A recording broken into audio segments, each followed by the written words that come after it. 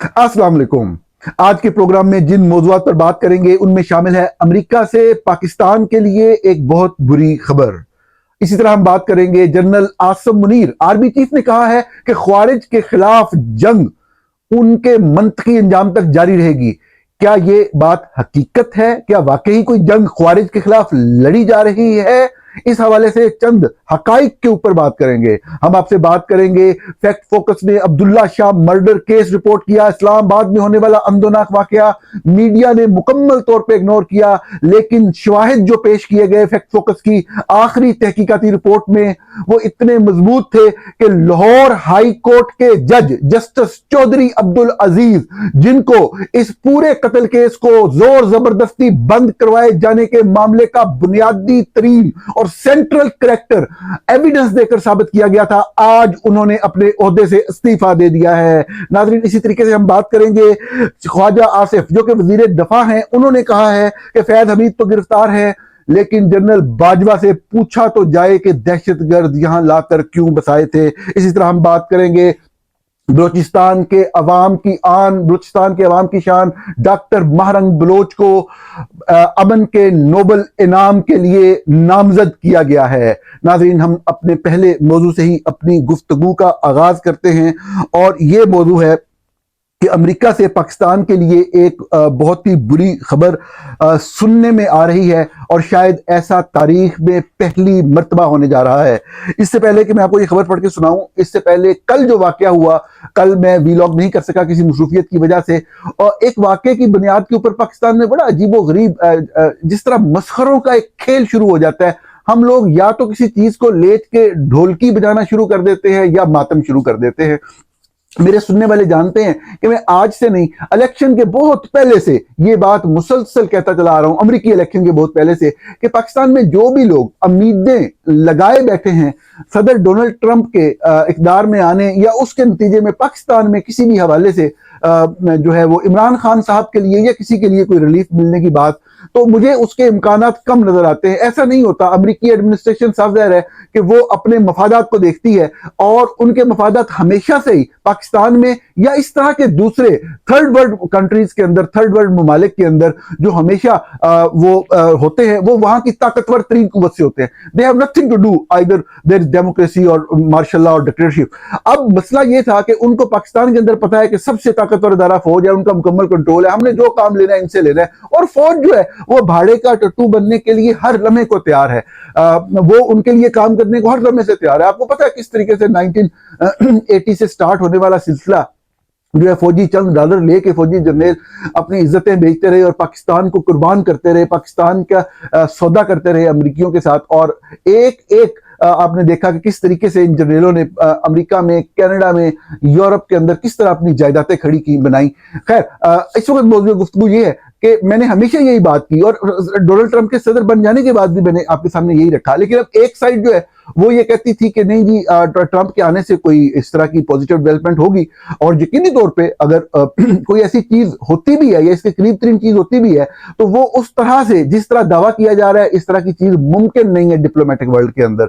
और दूसरी तरफ दूसरे जो लोग हैं वो कह रहे हैं जी हम तो कहते हैं ये हो ही नहीं सकता, ये हो जाएगा। ट्रंप जो है वो मजाक उड़ाते हैं, तमस्कुर उड़ाते हैं इस तरह की बात का। एक ऐसी बात जो कि पीटीआई ने कभी भी बतौर पॉलिटिकल जमात पाकिस्तान के अंदर जो क़यादत है नहीं की कि इस तरह से हमें कोई फायदा होगा या हम फायदा हासिल करेंगे। हाँ, ये जरूर है कि पीटीआई से मुंसलिक या पीटीआई से हमदर्दी रखने वाले मुख्तलिफ ग्रुप्स जो हैं इस हवाले से कोशिश करते रहे हैं। उनकी कोशिश किसी दिन किसी हवाले से रंग भी ला सकती है, लेकिन साफ ज़ाहिर है कि ये चीज जो है ये बड़ी आप कह लें कि शर्मिंदगी वाली बात होगी कि अगर कभी कोई ऐसी चीज हुई भी सही।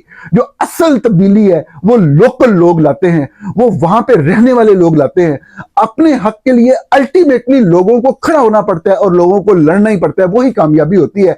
ट्रंप के अगर आप एज्यूम कर लें बिल्कुल आखिर में जाके ऐसी कोई चीज हो भी जाती है ना नाजरीन, वो पाकिस्तान के लिए भी, डेमोक्रेट्स के लिए भी और इन पीटीआई वालों के लिए भी अल्टीमेटली और ज्यादा नुकसानदेह होगी, क्योंकि कोई भी बाहर से मुसल्लत की गई तब्दीली जो है وہ کبھی بھی نظام کو آگے چلنے میں مدد نہیں دیتی ہوتی. یہ بنیادی بات ہے. یعنی آپ یہ سوچیں کہ پاکستانی سوئے ہیں, پاکستانی کوئی کوشش نہ کرے, پاکستانی جو ظلم یا جو استعمار وہاں پہ اس وقت قابض قوتوں کا ہے اس کے سامنے امریکہ آ کے کچھ کر دے گا, فلاں بندہ رہا ہو جائے گا یا فلاں تبدیلی آ جائے گی. ایسا کبھی ہوتا نہیں ہے, اور اگر کبھی ایک لمحے کو ہو بھی جائے تو وہ سسٹینیبل نہیں ہوتا, وہ دیر پا نہیں ہوتا. خیر, تو ابھی یہ آپ کے سامنے جب بھی اسٹیٹ آف یونین ایڈریس ہوتا ہے امریکن صدر کا, تو امریکن صدر ہمیشہ ہر اسٹیٹ آف یونین ایڈریس میں اپنی حکومت کی ٹیررزم کے حوالے سے جو بھی کامیابی ہوتی ہے وہ بتاتے ہیں. تو ٹیررزم کے حوالے سے جب سے ٹرمپ آئے ہیں یہ ایک ہی واقعہ ہوا ہے کہ انہوں نے ایک مین ٹیررسٹ پکڑا ہے, اور صاف ظاہر ہے وہ چونکہ پاکستان کے ایریاز ہے, پاکستان کو یہ کہتے ہوئے شرمندگی نہیں ہوتی کہ ٹیررسٹ ہمارے ایریا میں آ کے چھپ جاتے ہیں یا ہمارے بارڈر ایریا میں چھپے ہوتے ہیں. خیر, امریکن نے انٹیلیجنس شیئرنگ کی اور پاکستانی فورسز نے, صاف ظاہر ہے امریکہ نے جب بتا دیا فلاں جگہ پہ بندہ ہے تو یا تو پاکستانی پکڑ کے پکڑائیں گے, نہیں تو وہ اسامہ بن لادن کی طرح اندر آ کے خود کر لیں گے. تو انہوں نے وہ کر دیا, اور رائٹلی صدر ڈونلڈ ٹرمپ نے شکریہ ادا کیا, اس کے اوپر ڈنڈورا پیٹنا شروع کر دیا جیسے کوئی بہت بڑی کامیابی مل گئی ہے. اب اس طرح کے ڈنڈورا پیٹنے کے, آپ اگر غور سے سن رہے ہیں تو میں نے دونوں اطراف میں بات کی ہے, میں دونوں اطراف کو ان کے نقطۂ نظر کے اوپر میں سمجھتا ہوں کہ وہ اس کے اوپر تنقید کی جا سکتی ہے, چاہے وہ پی ٹی آئی کے چند دوستوں کا یہ نقطۂ نظر ہو, چاہے وہ ہماری حکومت کا ہو. دونوں اطراف کو میں اس حوالے سے ڈھولکیاں بجانے والے یا بہت زیادہ امیدیں رکھنے کے حوالے سے میں غلط سمجھتا ہوں. اس کی جو صورت آپ کو نظر آئی صرف 24 گھنٹے کے اندر جو پاکستان کے اندر خبر رپورٹ ہو رہی ہے, اگرچہ ایک نیوز ایجنسی کے حوالے سے خبر ہے لیکن یہ سن لیں یہ خبر کیا ہے کہ امریکی صدر ڈونلڈ ٹرمپ کی جانب سے نئی سفری پابندیوں کے باعث پاکستان اور افغانستان کے باشندوں کا آئندہ ہفتے سے امریکہ میں داخلہ بند ہو سکتا ہے. برطانوی خبر ایجنسی کے مطابق امریکی انتظامیہ مختلف ملکوں میں سیکیورٹی اور جانچ پڑتال کے نظام کا جائزہ لے رہی ہے. اب وہ جو وہاں پہ کسی بھی ملک سے جو لوگ دوسرے ملکوں میں جاتے ہیں, جو وہاں پہ نظام ہے سیکیورٹی کا, جانچ پڑتال کا, سکروٹنی کا, یہ دیکھنے کا کہ یہ جو بندہ یہاں سے جا رہا ہے یہ یہاں پہ کس کس چیز میں ملوث ہے, اس کی کیا کیا ایکٹیویٹیز ہیں, اس کے پاس جو پیسہ یا دولت یا اس کے بینک میں جو چیزیں ہیں وہ کس حد تک جو ہے جسٹیفائیڈ ہے, کیا اس بندے کا کبھی ٹیرر سے کوئی تعلق رہا ہے, ایکسٹریمسٹ آرگنائزیشن سے کوئی تعلق رہا ہے. اب جن ملکوں میں یہ جانچ پڑتال نہیں ہوتی وہ صاف ظاہر ہے کہ وہ اس کے نرغے میں آنے کا امکان ان کا پہلے دن سے تھا. اور اب کیا رپورٹ ہو رہا ہے کہ برطانوی خبر ایجنسی کے مطابق امریکی انتظامیہ مختلف ملکوں میں سیکیورٹی اور جانچ پڑتال کے نظام کا جائزہ لے رہے ہیں. اس نظر ثانی کے نتیجے میں مختلف ملکوں سے آنے والوں کا امریکہ میں داخلہ بند ہو سکتا ہے. امریکی صدر کی طرف سے 20 جنوری کو ایک ایگزیکٹو آرڈر جاری کیا گیا تھا جس میں امریکی سلامتی کو خطرات کی نشاندہی کے لیے امریکہ آنے والوں کی سخت جانچ پڑتال کو ضروری قرار دیا گیا تھا. ٹرمپ انتظامیہ نے کابینہ اراکین کو ہدایت کی تھی کہ کمزور اور ناقص جانچ پڑتال والے ممالک کی فہرست فراہم کی جائے جس میں جزوی یا مکمل پابندی کا اطلاق کیا جانا چاہیے. خبر ایجنسی کے ذرائع کے حوالے سے بتایا کہ افغانستان اور پاکستان پر مکمل سفری پابندی کی تجویز دی جا سکتی ہے. نئی پابندیوں سے وہ ہزاروں افغان بھی متاثر ہوں گے جنہیں امریکہ بسانے کے لیے کلیئرنس بھی مل چکی ہے. طالبان کے انتقام کے ڈر سے امریکی فوج کے ساتھ کام کرنے والے افغان باشندوں کو پناہ گزین یا خصوصی ویزے پر امریکہ میں بسانے کا فیصلہ ہوا تھا اور ان کے پاس امریکی ویزے بھی تھے. تو ناظرین, یہ صورتحال تھی جو آپ کے سامنے رکھی کہ امریکہ کے حوالے سے یہ جو لوگ بھی اس چیز کو, اس عمل کا جائزہ لے رہے تھے کہ مختلف ملکوں میں کس طرح کے سیکیورٹی کے پروسیس ہیں, انہوں نے میڈیا کو بتایا ہے کہ ان ملکوں میں باقی کوئی نام ہے یا نہیں. پاکستان اور افغانستان کا نام آ رہا ہے. خدا کرے ایسا نہ ہو, خدا کرے اگر ایسا بالکل نہ ہو, اور یہ بھی ممکن ہے کہ افغانستان پہ مکمل پابندی لگے اور پاکستان پہ کوئی جزوی پابندی لگے اور وہ کہیں کہ کچھ عرصے میں آپ اپنی چیزیں صحیح کر لیں اور وہ ہو جائے. اور یہ بھی ہو سکتا ہے کہ یہ بالکل ہی نہ ہو. ہم تو یہی کہیں گے کہ بالکل نہ ہو, لیکن ہمیں اپنے گریبان میں جھانکنے کی ضرورت ہے, ہمیں اپنی چارپائی کے نیچے ڈانگ پھیرنے کی ضرورت ہے, کیونکہ بہت گند ہے, بہت غلاظت ہے, بہت کچھ خراب ہے. ہم جو بھی بندہ بات کرتا ہے سب سے بڑی علامت خرابی کی اور گندگی کی اور ختم ہونے کی طرف جانے کی یہی ہے کہ کوئی بھی شخص جو بات کرتا ہے اس کو بجائے اس بات پہ غور کرنے یا اس کی بات کو یہ کہہ دینے کہ یہ درست نہیں ہے, اس کے اوپر غداری کے فتوے لگائے جاتے ہیں. یہ نشانی ہوتی ہے کسی ملک کے ختم ہو جانے کی, مستقل طور پر ختم ہونے کی طرف جانے کے سفر کی, کہ آپ کبھی بھی تنقید کو برداشت نہیں کرتے, الٹا تنقید کرنے والے کو ختم کرنے مارنے کی بات کرتے ہیں. ناظرین, ہم بات کریں گے فیکٹ فوکس نے عبداللہ شاہ قتل کیس رپورٹ کیا. اسلام آباد میں ہونے والا قتل, میڈیا نے مکمل طور پہ اس کو اگنور کیا. کوئی اس کے مکمل شواہد جاری کیے گئے, تمام پولیس انویسٹیگیشن جاری گئی, تمام ٹیکنیکل شواہد کی ڈیٹیل جاری کی گئی کہ کس طریقے سے عبداللہ شاہ کو ایک وکیل راؤ عبد الرحیم جو کہ بلاسفیمی کے حوالے سے ایک بزنس گروپ چلاتے ہیں, ایک سیٹ اپ چلاتے ہیں, انہوں نے ایک 21 سالہ لڑکے کو اس کے فون کے اوپر رابطہ کر کے اس کو F10 مرکز اسلام آباد بلایا. کس طریقے سے وہ اغوا ہوا اور کس طریقے سے بعد میں وہ مار دیا گیا. بنی گالہ سے اس کی لاش ملی, اور وہ جو لاش ملی نہ صرف راؤ عبد الرحیم ایڈوکیٹ جو ہیں وہ ایک جعلی نمبر پہ جاری کروایا گیا, موبائل نمبر استعمال کر رہے تھے, نہ صرف انہوں نے اس جعلی نمبر پہ رجسٹرڈ نمبر سے اس کو بلوایا بلکہ اس کو لے کر وہ جب اس کی موومنٹ ٹیکنیکل ایویڈنس چیک کیا گیا تو ان کی موومنٹ بھی اسی جانب تھی جس طرف سے بعد میں لاش برآمد ہوئی. جب یہ قتل ثابت ہونے لگا تو جو سہولت کار تھے بلاسفیمی بزنس گروپ کے ایف آئی اے کے ایک افسر مدثر شاہ, وہ لاہور میں بیٹھے ہوئے تھے, لاہور کے ایف آئی اے میں تھے, اسلام آباد میں قتل کی تفتیش کے اندر مداخلت کر کے پولیس کو غلط انفارمیشن فراہم کی جو بعد میں عدالت میں غلط ثابت ہوئی. آج کے دن تک ان کے خلاف کوئی کارروائی نہیں ہوئی کہ انہوں نے قتل کیس کے حوالے سے غلط انفارمیشن کیوں فراہم کی. بعد میں جب انہوں نے دیکھا کہ ان کا بندہ یعنی کہ راؤ عبد الرحیم ایڈوکیٹ مکمل طور پہ پھنس گیا ہے تو وہ ٹرانسفر کروا کے اسلام آباد آ گئے. انہوں نے قتل کے کیس کے مدعی یعنی کہ جو عبداللہ شاہ 21 سالہ بچہ تھا, اس کے جو والد تھے اپنے بیٹے کے قتل کیس میں مدعی تھے, اس نے مدثر شاہ نے اسلام آباد آ کے اس باپ کو بھی توہین رسالت کے مقدمے کے اندر پھنسا لیا, اس کے گھر ریڈ کیا, اس کو ضمانت کرانی پڑی اور اس کو مسلسل دباؤ کا سامنا تھا عامر شاہ صاحب کو جو والد ہیں عبداللہ شاہ کے, اور الٹیمیٹلی ان کو پولیس کے سامنے یہ بیان دینا پڑا کہ اب تک کی تحقیق کی روشنی میں وہ جو قاتل ہے ان کے بیٹے کا یعنی کہ راؤ عبد الرحیم اس کو قاتل نہیں سمجھتے. اور یوں یہ کیس ایک قانونی نقطہ استعمال کرتے ہوئے پریشر کا زبردست اور خوفناک ترین تاریخی استعمال, جس کا پہلی مرتبہ شاید تاریخ کے اندر مکمل ایویڈنس سامنے لایا گیا, اس کو استعمال کرتے ہوئے اس کیس کو بند کروایا گیا. اسی دوران جب یہ کیس بند ہو رہا تھا, بالکل 16 اکتوبر 2022 کو اس کے باپ سے عامر شاہ صاحب سے سائن کرائے گئے. اسی تاریخ کو دی نیوز اخبار میں خبر چھپی جناب justice Chaudhry Abdul Aziz Lahore high court کے, جو اس سے پچھلے ایک مہینے کے اندر بھی یہ جو تاریخ ہے 16 اکتوبر 2022 کی, مسلسل ایک پٹیشن سن رہے تھے اور اس کے اوپر جذباتی اور خوفناک آرڈرز پاس کر رہے تھے. اور وہ پٹیشن تھی راؤ عبد الرحیم ایڈوکیٹ کی. وہ ایک ہائپ کریٹ کروا رہے تھے ان کے لیے کہ یہ بہت اہم بندے ہیں اور یہ قانون توہین رسالت کے لیے لڑ رہے ہیں, جو کہ بالکل غلط تھا, صرف ایک تاثر تھا, ٹریپ کر کے لوگوں کو بچوں کو پھنسایا جا رہا تھا اور جھوٹے کیسز جو ہیں وہ درج کیے جا رہے تھے, جو کہ اب تک کی جتنی بھی کاروائی ہے اس کے اندر وہ چیز ثابت بھی ہو رہی ہے. تو جسٹس عبدالعزیز صاحب نے مسلسل یہ کرتے کرتے جو ہے وہ کیا. جسٹس عبدالعزیز رمشا مسیح جو 10 سالہ ایک کرسچن بچی تھی اسلام آباد کے نواں میں رہنے والی, اس کے خلاف اس پہ الزام لگا کہ اس نے قرآن کا صفحہ جلایا ہے اور اس لڑکی کی زندگی جہنم بنا دی گئی. یہ اس کے خلاف ایکٹیوسٹ تھے. سن 2012 کے اندر یہ اس کے خلاف وکیل تھے اور ایکٹیوسٹ پوری دنیا کے سامنے آ کے کہتے تھے کہ اس نے گستاخی کی ہے. نعوذ باللہ, 10 سال کی کرسچن بچی جو ہے اس کے اوپر وہ پھر یہاں تک دیکھیں کہ وہ الزام بھی جھوٹا تھا. باقاعدہ جوڈیشل کمیشن بنا اور پتہ لگا کہ جو اسی علاقے اسی گلی میں کوئی مولوی رہتا تھا اس کی کوئی مخاصمت ہے اور اس نے اس کے اوپر جو ہے وہ الزام لگایا, اور اس کے بعد بات کہاں سے کہاں تک گئی. وہ شخص جو ایک جھوٹا الزام لگانے میں ثابت شدہ جھوٹا الزام, اس کو 2016 میں 4 سال بعد ہائی کورٹ کا جج بنا دیا گیا. ایک بلاسفیمی ایکٹیوسٹ تھا. وہ شخص جب جج بنا تو جتنے بھی بلاسفیمی کے کیسز تھے اس کے پاس جانا شروع ہو گئے. پہلی بات ہے ایسا شخص جج کیوں بنا؟ اگر بن بھی گیا تو اس کے پاس بلاسفیمی کے کیسز کیوں جاتے تھے؟ ایک ایکٹیوسٹ کے پاس اسی کی کاز سے ریلیٹڈ کیس کیسے جا سکتا ہے؟ لیکن ہم نے دیکھا کہ صرف یہ نہیں, راؤ عبد الرحیم کا جو کیس کر کے اس کو قتل کے کیس سے بچایا, اس کے بعد بھی مسلسل کیسز سن رہے تھے. آج کے دن تک وہ راؤ عبد الرحیم کی اس کی ذات کے حوالے سے کیسز جو ہے وہ سن رہے تھے. تمام ناقابل تردید شواہد فیکٹ فوکس نے رپورٹ کیے اور اس کے نتیجے میں آج جسٹس عبدالعزیز کو استعفیٰ دینا پڑا. یقینی طور پہ یہ صحافت کی کامیابی ہے, یہ جرنلزم کی کامیابی ہے. پہلے دن سے جب سے میں نے فیکٹ فوکس کا سفر کا آغاز کیا, ہم نے جو بھی رپورٹنگ کی اس کو پاکستانی میڈیا نے مکمل طور پہ اگنور کیا. الٹا میرے خلاف اور فیکٹ فوکس کے خلاف جو ہے پروپیگنڈا چلایا گیا. جب ہم نے جنرل عاصم سلیم باجوہ کی خبر کی تھی اس وقت بھی کوئی بھی اس کو کور کرنے کو تیار نہیں تھا. ہمارے خلاف سوشل میڈیا کیمپین چلائی گئی, وہ خبر اس وقت پی ٹی آئی کو پسند نہیں آئی تھی اور چند دوست جو ہیں وہ اس کو شیئر کیا کرتے تھے, لیکن میڈیا مکمل اگنور کرتا تھا. صرف اس لیے بعض لوگ جانتے تھے کہ خبر آئی ہے کہ جنرل عاصم سلیم باجوہ نے خود اس کا جواب دیا تھا. الٹیمیٹلی وہ خبر چند دن دبنے کے بعد الٹیمیٹلی اتنا زیادہ ایک سوشل میڈیا کے اوپر اس کے حوالے سے, چونکہ بہت سٹرونگ ایویڈنس تھا, ہوا کھڑی ہوئی کہ ان کو سامنے آ کر جواب دینا پڑا اور وہ جواب نہ دے سکے اور پھر وہ چیز جو ہے وہ پھیلتی چلی گئی.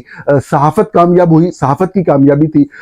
ایک کمزور شخص, ایک کمزور صحافی کی اور ایک بالکل کمزور ادارے کی جس کی کوئی فائنینشیل بیسس نہیں تھی, اس کی کامیابی تھی. جنرل قمر جوید باجوہ کے بارے میں خبر کی. General Qamar Javed Bajwa Bajwa army chief تھے، ان کے احساسوں کے حوالے سے خبر کی. روزانہ کی بنیاد کے اوپر روزنامہ جنگ کے فرنٹ پیج کے اوپر خبر لگنا شروع ہو گئی کہ ڈیٹا چوری کیا گیا ہے جی کوئی، اور چند لوگ گرفتار ہیں. اور روزانہ ان کی جو بھی پیشی ہوتی تھی روزنامہ جنگ کے فرنٹ پیج پہ روزانہ خبر چھپتی تھی، صرف یہ تاثر دینے کے لیے کہ فیکٹ فوکس نے کوئی غلط طریقے سے ڈیٹا حاصل کیا، جو کہ بالکل غلط بات تھی.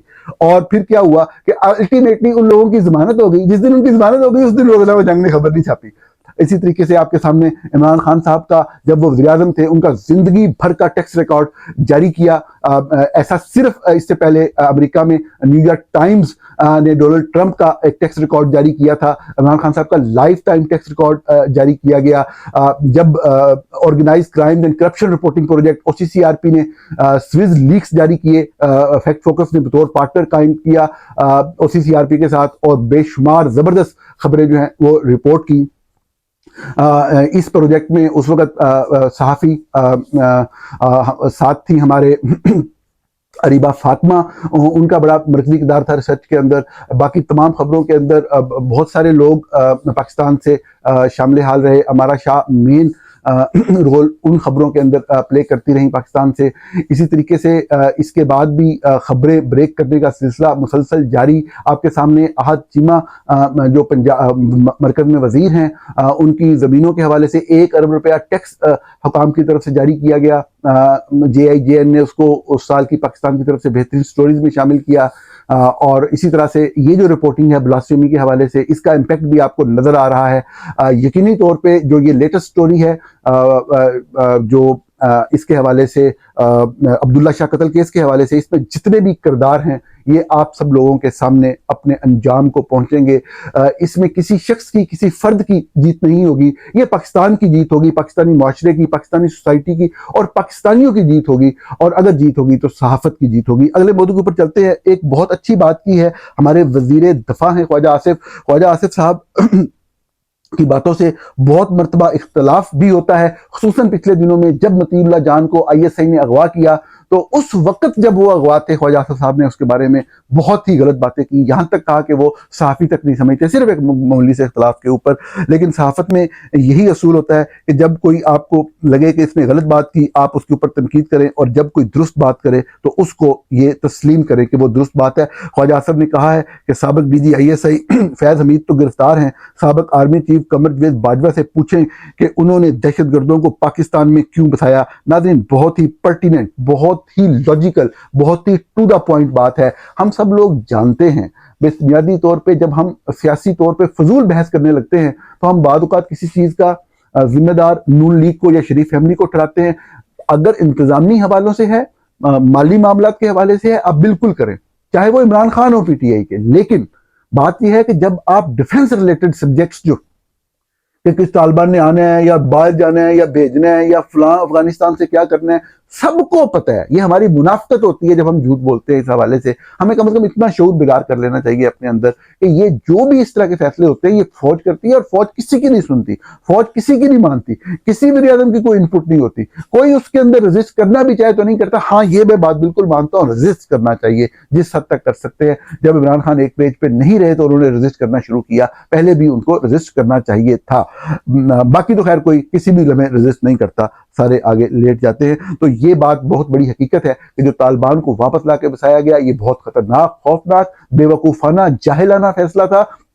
آپ ایکسٹریمسٹ کے ساتھ اس طریقے سے ڈیل نہیں کر سکتے. ایکسٹریمسٹ بھی نہیں، ٹیررسٹ، نون ٹیررسٹ، ڈکلیئر ٹیررسٹ، جنہوں نے ٹیررزم کمٹ کی ہوئی تھی، آپ نے جانتے بوجھتے ان کو لا کے واپس بچایا. Now they are playing havoc with this country, تباہ کر کے رکھ دیا. تمام لیٹسٹ رپورٹس جو ہیں وہ پاکستان کے اندر دہشت گردی کی بدترین صورتحال کی طرف اشارہ کر رہی ہیں. سال 2024 تاریخ کا بدترین سال اس حوالے سے رہا کہ نہ صرف یہ نئی حکومت بلکہ ان کے ساتھ جو اصل ذمہ دار ہیں فوج کے لوگ، فوج کی قیادت، اس کی مکمل ناکامی سامنے آئی. بجائے اس کے کہ ایک فیصلہ کیا جائے کہ جو قانون پہلے سے موجود ہے، جو بالکل درست قانون ہے، جو پارلیمنٹ کا بنایا ہوا قانون ہے، اب پارلیمنٹ مکمل بھی نہیں ہے، اس میں خام خواہ ایک جو ہے مضحکہ خیز ترمیم کر کے آرمی چیف یا دیگر سروسز چیف کی مدت ملازمت 5 سال کی گئی ہے، جو کہ بالکل غلط بات ہے. ہمیں فوج کے جنرلوں میں سے ہی کسی پروفیشنل سولجر کو آگے لا کے آئین اور قانون کے مطابق ابھی نومبر 2025 میں جو مدت ملازمت پوری ہو رہی ہے آرمی چیف کی، اس کے مطابق تعیناتی کرنی چاہیے. اسی طرح سے اب کہا ہے انہوں نے army chief general Asim Munir نے کہ خوارج اور ان کے سہولت کاروں کے خلاف جنگ اپنے منطقی انجام تک جاری رہے گی. ذرا ایک دو فکرے سن لیں اور پھر میں آپ کو بتاتا ہوں کہ ہو کیا رہا ہے. Army chief general Asim Munir نے آج بنوں کا دورہ کیا جہاں انہیں جاری آپریشن اور علاقے کی مجموعی سیکورٹی صورتحال پر بریفنگ دی گئی. ISPR کے مطابق آرمی چیف نے 4 مارچ کو بنوں کینٹ میں خوارج کے ناکام دہشت گرد حملے کے تناظر میں بنوں خیر چھوڑے. اب دیکھیں اب یہ کتنی شرمناک بات ہے اور کتنی افسوسناک بات ہے کہ ہم جھوٹ بولتے ہیں اور کہہ رہے ہیں کہ جی وہ ہم نے یہ کیا ہے، وہ خوف خطرناک حملہ تھا لیکن ناکام کر دیا اور یہ کر دیا اور وہ کر دیا. مطلب شرم کرنی چاہیے. 15-16 دہشت گرد تھے. کوئی بھی دہشت گردی کو کبھی جسٹیفائی نہیں کرتا. جو بھی ہم کامنٹ دیتے ہیں اس کو لے کے وہ ٹویٹر کے اوپر گالیاں لوگ نکال رہے ہوتے ہیں، نہیں تم دہشت گردوں کے حامی ہو. ہم جیسے لوگ پہلے دن سے روتے رہے کہ آپ ان کے ساتھ نہ سویا کریں. آپ دہشت گردوں کے ساتھ سوتے ہیں اور یہ والا جو معاملہ ہے اس کی وجہ سے تباہی مچتی ہے. اور آپ کسی بھی صورت میں ریاست اس طریقے سے ٹیررسٹ کو یا اس طرح کی پراکسیز کو لے کے نہیں چل سکتی. کوئی بھی ملک نہیں چلتا. اگر کوئی چلتا ہے تو اس کی سزا بعد میں بھگتتا ہے اور آپ تو اس قابل ہی نہیں کہ آپ سزا بھگت سکیں. تو آپ مسلسل ایک تو ان کے ساتھ ساز باز کرتے ہیں، ان کے ساتھ آپ کے معاملات ہوتے ہیں اور پھر آپ کی لڑائی ہوتی ہے اور پھر وہ اتنے خوفناک حملے کرتے ہیں. حملہ کر کے وہ 20 لوگ مار رہے ہیں. وہ تو حملہ کرنے آئے تھے. آپ کے سینکڑوں لوگوں کا کینٹ ہے، ہزاروں لوگوں کا کینٹ ہے. سب کو پتہ ہے بھائی وہ جتنے آئے ہیں انہوں نے مارے جانے ہیں. ان کی تعداد آخر میں 0 ہی ہوگی. آئیے دیکھا جائے گا کہ آپ کا کتنے بندے مارے گئے ہیں. 1 مارا گیا یا 2 مارے گئے ہیں. اگر 1 بھی مارا گیا ہے تو آپ کی شکست ہے. وہ کامیاب ہوئے ہیں دہشت گرد. آپ کے ایک شہری کی عزت، اس کی شان، اس کی آن بہت زیادہ ہے. آپ نہیں سنبھال پا رہے، آپ نہیں کر پا رہے. آپ سے نہیں پولیسنگ کا نظام، آپ سے فوج کا نظام، آپ سے امن و امان کنٹرول کرنے کا نظام، دہشت گردوں سے لڑنے کا نظام آپ سے نہیں چل رہا. آپ کو اپنی پالیسی کے اندر کوئی بہت بنیادی تبدیلی لانی ہے. کیا تبدیلی لانی ہے؟ وہ یہی تبدیلی لانی ہے کہ اگر آپ جب تک آپ کنٹینیو کرتے ہیں، قابض ہے اس پوزیشن کے اوپر، آپ کو سیاست سے کنارہ کشی کرنی ہے. سیاست کو اپنے سر پہ چلنے دینا ہے. آپ نے لوگوں کے فیصلوں کا احترام کرنا ہے. یہ ملک یہ 22 کروڑ پاکستانیوں کا ہے. یہ کسی کے باپ کی جگیر نہیں ہے. یہ ان کی مرضی ہے کہ وہ کن کے ذریعے اپنے معاملات چلانا چاہتے ہیں. آپ کی مکمل توجہ پولیٹکس کے اوپر ہے. آپ کی مکمل توجہ آپ کی انٹیلیجنس ایجنسی کی سیاسی جماعتوں کو فکس کرنے کے اوپر ہے. آپ کی مکمل توجہ جو کریٹیکل وائسز ہیں ان کو دبانے اور ختم کرنے کے اوپر ہے. آپ کی مکمل توجہ جو ہے وہ میڈیا کو فکس کرنے کے اوپر ہے. اس طریقے سے ملکوں کے نظام نہیں چلا کرتے، تباہی ہوا کرتی ہے. یہی ہوتی ہے. آپ آخر میں آ کے کہانیاں سنا رہے ہیں لوگوں کو کہ خوارج کے خلاف یہ جنگ جاری رہے گی، یہ جاری رہے گی. کیا جاری رہے گی؟ آپ نے ابھی یہاں سے F-16 نکالنے ہیں، جا کے کسی علاقے پہ بمباری کر کے کوئی ایک آدھے بندے کی آپ کو اطلاع ہوگی، 15 بندے مار کے آپ کہیں گے جی 16 دہشت گردوں کو جہنم واصل کر دیا. وہ بیچارے بچے عام سیویلین مارے جائیں گے. کوئی آپ سے کام نہیں ہو رہا. صرف دکھاوے کے لیے، صرف کاغذی کارروائی کے لیے، صرف 2 ویڈیوز بنانے کے لیے سارا کام چل رہا ہے. یہ ایک حقیقت ہے، یہ ایک فیکٹ ہے. آپ نے یہی کرنا ہے الٹیمیٹلی. آپ دیکھ لیجئے گا ابھی یہ تیارے آئیں گے یا کوئی چیز ہوگی یا کسی جگہ پہ آپریشن آنکھیں بند کر کے اندھے ہو کے کریں گے. اصل چیز ہے آپ ان سے ہابنگ، اب ان کے ساتھ جو آپ کی تعلق داری جو آپ سوتے ہیں وہ چھوڑ دیں اور پولیٹکس میں انوالومنٹ چھوڑ دیں. کلیئر مائنڈڈ اسٹریٹجی ہو کہ ہم نے ہر ٹیررسٹ ایلیمنٹ کو، ہر وہ ایلیمنٹ جو کبھی کسی ٹیررسٹ سے کنیکٹڈ بھی رہا ہے، ہم نے ختم کر دینا ہے، ایلیمنیٹ کر دینا ہے. پھر ہم آگے چلیں گے. اس ملک کے لوگ بالکل بھی کسی بھی حوالے سے، کوئی یہ نہیں کہتا کہ مذہب کے خلاف کوئی بات کریں. یہاں کے لوگ مذہب سے محبت کرنے والے لوگ ہیں. تو جنرل ضیاء الحق سے پہلے کے پاکستان کا معاشرہ تھا، جب تک وہ آپ قیام میں نہیں لائیں گے، جب تک آپ ان کو بالکل صفایا نہیں کریں گے، پاکستان آگے چل ہی نہیں سکتا. ناظرین، ایک بہت ہی اہم خبر ہے مہرنگ بلوچ کے حوالے سے کہ ان کو نامزد کیا گیا ہے امن کے نوبل انعام کے لیے، جو کہ دنیا بھر میں سب سے پریسٹیجیس ایک ایوارڈ سمجھا جاتا ہے کسی بھی انسان کے لیے. پاکستان میں اس سے پہلے صرف 2 لوگوں کو نوبل انعام ملا. ایک فزکس کے شعبے میں ملا، ایک عظیم پاکستانی ڈاکٹر عبدالسلام کو، اور اسی طرح پاکستان کی بیٹی ملالہ یوسفزئی کو لڑکیوں کی تعلیم کے لیے اپنے علاقے میں، سوات میں، پختون علاقوں میں کاوشیں کرنے کے لیے ایک امن کا نوبل انعام ملا تھا. ابھی مہرنگ بلوچ صاحبہ کو نامزد صرف کیا گیا ہے. ان کا نامزد کیا جانا بہت بڑی وکٹری ہے. ان کے موقف کی، ان کے اس نظریے اور سوچ کی، ان کی سٹرگل کی کہ وہ خود بھی ایک شہید کی بیٹی ہیں جو کہ مسلسل بلوچستان کی کاز کے لیے، بلوچستان کے لوگوں کی کاز کے لیے، بلوچستان کے لوگوں کے حقوق کے لیے، کہ اس طریقے سے آپ کسی پاپولیشن کو ختم نہیں کرتے، اس طریقے سے آپ پوری قوم کو مارنے کی طاقت کے استعمال کے ذریعے کوشش نہیں کر سکتے. یہ نظریہ، یہ سوچ ہی غلط غلط ہے. لوگوں کو اغوا کرنا, غائب کر دینا, پھر مسخ شدہ لاشیں جو ہیں وہ پھینکنا, یہ مسلسل عمل جاری صرف اس لیے پچھلے بہت سی دہائیوں سے جاری ہے کہ ہم نے وہاں پہ چند وسائل پہ قبضہ کرنا ہے. اگرچہ ہم بہت سارے وسائل کو یوٹیلائز بھی کر چکے ہیں. پورا پاکستان, اس کی چھوٹی موٹی جتنی بھی اکانومی اسی وسائل پہ کھڑی ہے جو بلوچستان سے حاصل کی ہے. مارنگ بلوچ نے ایک پیغام جاری کیا میڈیا کے لوگوں سے رابطے کی کوششوں کے بعد. وہ لکھتی ہیں, media personal have been reaching out to me about this news and I can confirm that it is true. I am deeply honored by this nomination, but it is not about me. It is about the thousands of Baloch who have been forcibly disappeared and the families demanding justice. The fight for the human rights in Balochistan must not be ignored by the global civil society and the civilized nations. یہ پیغام تھا محترمہ morning Baloch کا. Good look for her, بالکل well deserved nomination ہے ان کی امن کے نوبل انعام کے لیے. ان کی جدوجہد قابل ستائش ہے اپنے لوگوں کے لیے ریاست کے جبر کے خلاف. ناظرین, پروگرام دیکھنے کا بہت شکریہ.